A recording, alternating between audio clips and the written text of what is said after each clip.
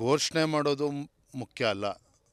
ಈ ನರೇಂದ್ರ ಮೋದಿಜಿಯವ್ರು ನೋಡ್ತಿದ್ರೆ ತಾನೆ, ಒಂದು ಸಲ ಬಟನ್ ಒತ್ತಿದ್ರು ಅಂತ ಹೇಳಿದ್ರೆ ಇವತ್ತು DPT ಮೂಲಕ ನೇರವಾಗಿ ದೇಶದಲ್ಲಿರ್ತಕ್ಕಂಥ ಕೋಟ್ಯಾಂತರ ರೈತರಿಗೆ 6,000 ರೂಪಾಯಿ ನೇರವಾಗಿ ಜಮಾ ಆಗುತ್ತೆ ಪ್ರಧಾನಮಂತ್ರಿ ಕಿಸಾನ್ ಸಮ್ಮಾನ್ ಯೋಜನೆ ಅಡಿಯಲ್ಲಿ. ಯಡಿಯೂರಪ್ಪನವರು ಕೂಡ 4,000 ರೂಪಾಯಿ ಕೊಡ್ತಾಯಿದ್ರು, ಅದನ್ನು ಬಂದ್ ಮಾಡಿದ್ರು ಸಿದ್ದರಾಮಯ್ಯ ಸರ್ಕಾರ, ಕಾಂಗ್ರೆಸ್ ಸರ್ಕಾರ ಬಂದ ಮೇಲೆ. ಆದರೆ ಯಾವುದೇ ಕೇಂದ್ರ ಸರ್ಕಾರದ ಯೋಜನೆಗಳು ಇವತ್ತು ನೇರವಾಗಿ ಯಾವುದೇ ಮುಲಾಜಿಲ್ದೇ ಇವತ್ತು ಈ ಮಧ್ಯಸ್ಥರು ಯಾರೂ ಇಲ್ಲದೇ ನೇರವಾಗಿ ಬಡವರ ಅಕೌಂಟಿಗೆ ತಲುಪ್ತಾ ಇದೆ. ಅದೇ ರೀತಿ ರಾಜ್ಯ ಸರ್ಕಾರ ಮನಸ್ಸು ಮಾಡಿದರೆ ಪೇಪರ್ ಅಡ್ವರ್ಟೈಸ್ಮೆಂಟ್ ಕೊಟ್ಟು ಪ್ರಚಾರ ತೆಗೆದುಕೊಳ್ಳೋದಕ್ಕಿಂತ ನೇರವಾಗಿ ಫಲಾನುಭವಿಗಳು ದುಡ್ಡು ಮುಟ್ಟಬೇಕು. ಆ ಒಂದು ಸದುದ್ದೇಶ ಇಟ್ಕೊಂಡು ಈಗಲಾದರೂ ಕೂಡ ಮುಂದೆ ಬರಬೇಕು, ರಾಜ್ಯದ ರೈತರಿಗೆ ಬಡವರಿಗೆ ಅನುಕೂಲ ಆಗಬೇಕು ಅಂತೇಳಿ ನಾನು ಈ ಸಂದರ್ಭದಲ್ಲಿ ಒತ್ತಾಯ ಮಾಡ್ತಾ ಇದ್ದೇನೆ. ಘೋಷಣೆ ಮಾಡೋದು ಮುಖ್ಯ ಅಲ್ಲ. ಈ ನರೇಂದ್ರ ಮೋದಿಜಿಯವ್ರು ನೋಡ್ತಿದ್ರೆ ತಾನೆ, ಒಂದು ಸಲ ಬಟನ್ ಒತ್ತಿದ್ರು ಅಂತ ಹೇಳಿದ್ರೆ ಇವತ್ತು DPT ಮೂಲಕ ನೇರವಾಗಿ ದೇಶದಲ್ಲಿರ್ತಕ್ಕಂಥ ಕೋಟ್ಯಾಂತರ ರೈತರಿಗೆ 6,000 ರೂಪಾಯಿ ನೇರವಾಗಿ ಜಮಾ ಆಗುತ್ತೆ ಪ್ರಧಾನಮಂತ್ರಿ ಕಿಸಾನ್ ಸಮ್ಮಾನ್ ಯೋಜನೆ ಅಡಿಯಲ್ಲಿ.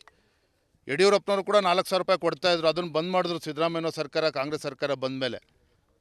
ಆದರೆ ಯಾವುದೇ ಕೇಂದ್ರ ಸರ್ಕಾರದ ಯೋಜನೆಗಳು ಇವತ್ತು ನೇರವಾಗಿ ಯಾವುದೇ ಮುಲಾಜಿಲ್ದೇ ಇವತ್ತು ಈ ಮಧ್ಯಸ್ಥರು ಯಾರೂ ಇಲ್ಲದೇ ನೇರವಾಗಿ ಬಡವರ ಅಕೌಂಟಿಗೆ ತಲುಪ್ತಾ ಇದೆ. ಅದೇ ರೀತಿ ರಾಜ್ಯ ಸರ್ಕಾರ ಮನಸ್ಸು ಮಾಡಿದರೆ ಪೇಪರ್ ಅಡ್ವರ್ಟೈಸ್ಮೆಂಟ್ ಕೊಟ್ಟು ಪ್ರಚಾರ ತೆಗೆದುಕೊಳ್ಳೋದಕ್ಕಿಂತ ನೇರವಾಗಿ ಫಲಾನುಭವಿಗಳು ದುಡ್ಡು ಮುಟ್ಟಬೇಕು.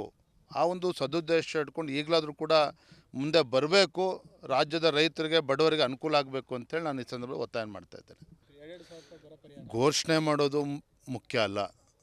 ಈ ನರೇಂದ್ರ ಮೋದಿಜಿಯವ್ರು ನೋಡ್ತಿದ್ರೆ ತಾನೆ, ಒಂದು ಸಲ ಬಟನ್ ಒತ್ತಿದ್ರು ಅಂತ ಹೇಳಿದ್ರೆ ಇವತ್ತು DPT ಮೂಲಕ ನೇರವಾಗಿ ದೇಶದಲ್ಲಿರ್ತಕ್ಕಂಥ ಕೋಟ್ಯಾಂತರ ರೈತರಿಗೆ 6,000 ರೂಪಾಯಿ ನೇರವಾಗಿ ಜಮಾ ಆಗುತ್ತೆ ಪ್ರಧಾನಮಂತ್ರಿ ಕಿಸಾನ್ ಸಮ್ಮಾನ್ ಯೋಜನೆ ಅಡಿಯಲ್ಲಿ.